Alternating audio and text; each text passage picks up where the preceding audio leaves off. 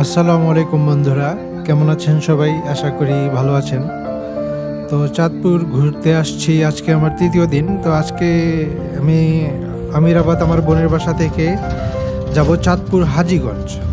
তো হাজীগঞ্জ যাওয়ার পথে প্রকৃতির কি সুন্দর দৃশ্য দেখতেই পাচ্ছেন। ইটকলের রাস্তা। তো এখান থেকে যে একটি ঘাটে গেলাম, তো এখান থেকে নদীটা পার হতে হবে হাজীগঞ্জ যেতে হলে। তো আজকে হাজীগঞ্জ যাব, হাজীগঞ্জ চাঁদপুর বড় মসজিদ দেখানোর জন্য আপনাদের। বড় মসজিদটা এটা সবসময় শুনেছি, এটা খুব বিখ্যাত, খুব পুরনো ঐতিহ্যবাহী একটি মসজিদ। তো সেই মসজিদটি দেখার উদ্দেশ্যে রওনা হয়ে গেলাম।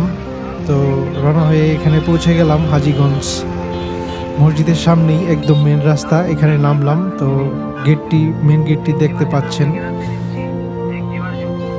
এই যে হাজীগঞ্জ মসজিদের মেন রাস্তার পরিবেশ। তো এটাই শুরুর গেটটা। তো ঢুকলাম, ঢোকার পরে তো চলুন দেখি আমরা হাজীগঞ্জ বড় মসজিদ কি আছে এখানে।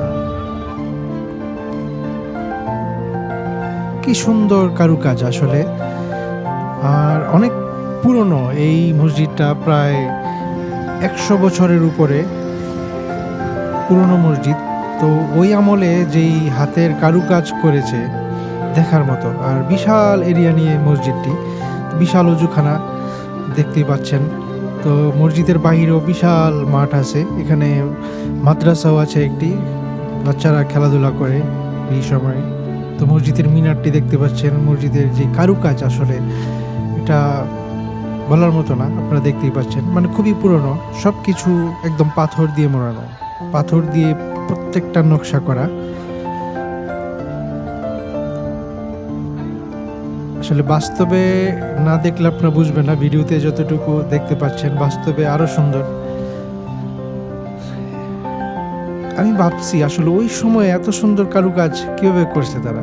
এখন তো আসলে সব ডিজিটাল, মানে এই কাজ আর দেখা যায় না।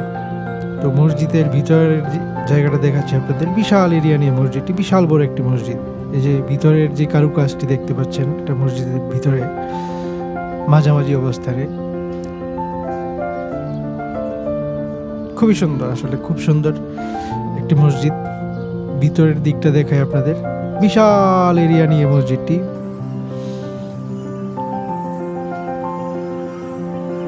পুরনো একটি ঘড়ি।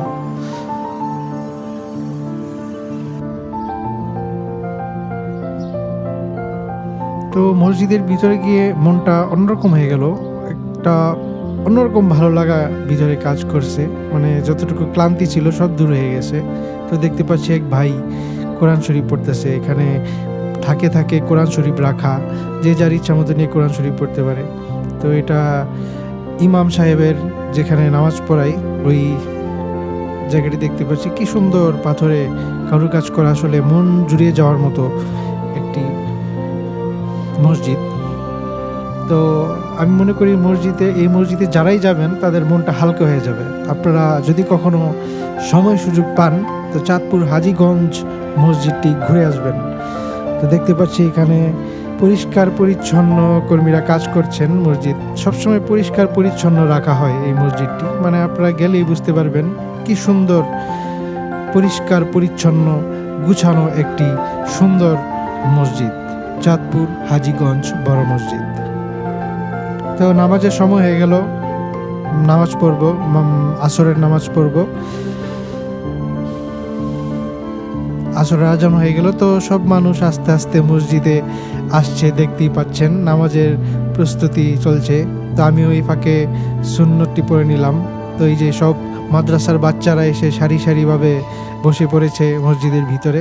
তো আস্তে আস্তে মসজিদটি, বাচ্চারা খুব দুষ্ট আসলে ওরা। তো আস্তে আস্তে দেখলাম মসজিদটি ভরে গেল, একদম কানায় কানায় সবাই দাঁড়িয়ে গেল নামাজের উদ্দেশ্যে, পুরো মসজিদটি ভরে গেল। খুব ভালো লাগলো। তো আসর নামাজটি আমরা সবাই একসাথে পড়লাম। তো নামাজের পরে সব মুসল্লি ভাইয়েরা যার যার উদ্দেশ্যে বের হয়ে যাচ্ছে, আপনাদের দেখাই পরিবেশটা। খুবই সুন্দর, ভালো লাগার পরিবেশ। আর এখানে নামাজ পড়লেও মনটা সবার হালকা হয়ে যাবে, সবাই একসাথে এতগুলা মানুষ নামাজ পড়ে, খুব ভালো লাগার একটি মুহূর্ত আসলে। এই যে নামাজের পরে বাচ্চারা এই মসজিদের বাইরে যেই জায়গাটা আছে সেখানে খেলাধুলা করতেছে, বিকালের যেই পরিবেশটা।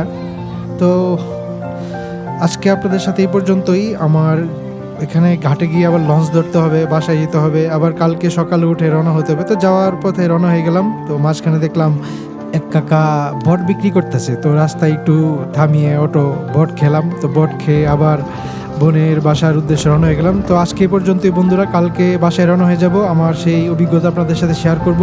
তো সেই পর্যন্ত সবাই ভালো থাকবেন। ভিডিওটি ভালো লাগলে, নেক্সট ভিডিওটি দেখতে চাইলে চ্যানেলটি সাবস্ক্রাইব করে সবাই বেল আইকনে ক্লিক করে পাশে থাকবেন। ধন্যবাদ।